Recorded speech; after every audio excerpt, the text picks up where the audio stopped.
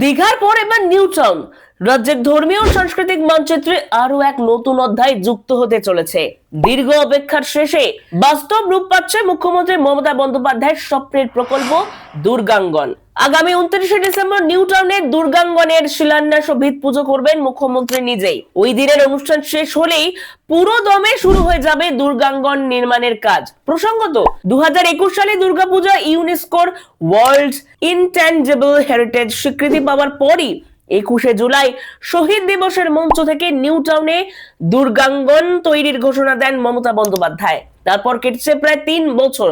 এবার সেই ঘোষণাই বাস্তবে মাটিতে নামছে। হিটকোর তত্ত্বাবধানে নিউ টাউনে তৈরি হবে এই দুর্গাঙ্গন। প্রকল্পের জন্য বরাদ্দ করা হয়েছে প্রায় 262 কোটি টাকা। টেন্ডার প্রক্রিয়া ইতিমধ্যে শেষ। হিটকোর সূত্র অনুযায়ী কাজ শুরু হলে 2 বছরের মধ্যেই নির্মাণ সম্পূর্ণ হবে।